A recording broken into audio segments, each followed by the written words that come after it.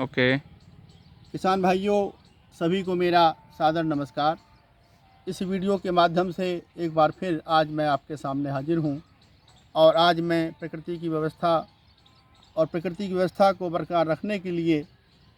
आपके सामने अपनी बात रखनी चाहता हूँ। साथियों, ये धरती जो हमें आपको मिली है, जिस पर हम और आप खेती करते हैं, ये धरती हमें हमारे बुज़ुर्गों से मिली है और हमारे बुज़ुर्गों को भी उनके बुज़ुर्गों से मिली थी और हमारे मरने के बाद हमें भी ये धरती अपने बच्चों को सौंप कर जानी है। तो हमें इस बात पर ध्यान देना है कि जब ये धरती हमें हमारे बुज़ुर्गों से मिली थी, उस समय इसकी क्या स्थिति थी, यानी कि इसका प्रकृति की व्यवस्था कैसी थी, प्रकृति का वैभव कैसा था। तो मैं आपको बताना चाहता हूँ कि जब धरती हमें हमारे बुज़ुर्गों से मिली, यानी कि जिस समय हमारे बुज़ुर्ग धरती पर खेती करते थे, उस समय हमारी भूमियों में जीवांश कार्बन की मात्रा 0.52% या कहीं से अधिक थी। हमारे प्राकृतिक संसाधन मजबूत थे, हमारी जैव विविधता भी संपन्न थी और हमारी भूमियों में भूगर्भ जल 20 से 50 फुट की गहराई पर मौजूद था। लेकिन जैसे जैसे हमने विकास किया, हमने उत्पादन को बढ़ाना शुरू किया, वैसे वैसे हमारी भूमियों में भूगर्भ जल नीचे गिरता चला गया और आज स्थिति ये है कि हमारी भूमियों में भूगर्भ जल स्तर 150 से 200 फीट गहराई तक या कहीं कहीं 250 फुट नीचे तक चला गया है। आज हमारे प्राकृतिक संसाधन क्षीण हो रहे हैं, हमारी जैव विविधता ख़त्म होने के कगार पर है, हमारी भूमियों की उर्वरता ख़त्म हो रही है और हमारी कृषि उत्पादन लागत भी ज़्यादा आ रही है और जो उत्पादन हमें प्राप्त हो रहा है वह रसायन युक्त है, जिसके खाने से हम आप सब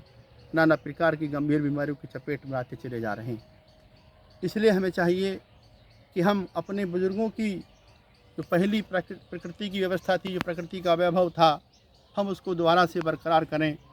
और जिस तरह की भूमि धरती हमारे बुज़ुर्गों ने हमें सौंपी, उस तरह की भूमि प्रकृति के वैभव को बरकरार रखते हुए, प्रकृति की व्यवस्था को बरकरार रखते हुए, यानी कि भूगर्भ जल को ऊपर हम लाएं, जैव विविधता को हम संपन्न करें, प्राकृतिक संसाधनों को हम मजबूत करें और अपनी भूमि में जीवांश कार्बन की मात्रा को बढ़ाएं, तब हम उसको अपने बच्चों को सौंप कर जाएं। इस प्रकृति की व्यवस्था को बनाए रखने के लिए, प्रकृति की व्यवस्था को बरकरार रखने के लिए हमारी जिम्मेदारी है कि हम प्रकृति की व्यवस्था को बनाए रखने के लिए लड़ें। लड़ नहीं सकते हैं तो बोलें और बोल नहीं सकते हैं तो लिखें। अगर हम लड़ भी नहीं सकते, बोल भी नहीं सकते, लिख भी नहीं सकते, तो हमें चाहिए कि हम प्रकृति की व्यवस्था को बनाए रखने के लिए लड़ने वालों, बोलने वालों और लिखने वालों का सहयोग करें, उनका साथ दें। कम से कम उनके मनोबल को तो ना गिराएं, क्योंकि वो हमारे हिस्से की लड़ाई लड़ रहे हैं। साथियों, इस संबंध में मैं यह भी कहना चाहूँगा कि हम सब लोग मिलकर प्रकृति की व्यवस्था को बनाए रखने के लिए, प्रकृति की व्यवस्था को बरकरार रखने के लिए, प्रकृति के वैभव को बरकरार रखने के लिए रसायन आधारित खेती से अपना ध्यान हटाकर प्राकृतिक खेती करने की तरफ लौटें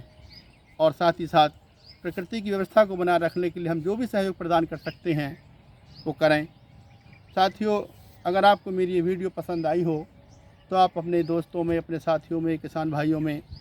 शेयर कर दें और साथ ही साथ अपनी जिम्मेदारी को भी निभाएं और इसके साथ साथ हमारी खेती और प्रकृति के चैनल को भी सब्सक्राइब कर लें, ताकि आगे आने वाली हमारी वीडियो आपके पास आसानी से पहुंचती रहें। सभी का एक बार पुनः बहुत बहुत धन्यवाद।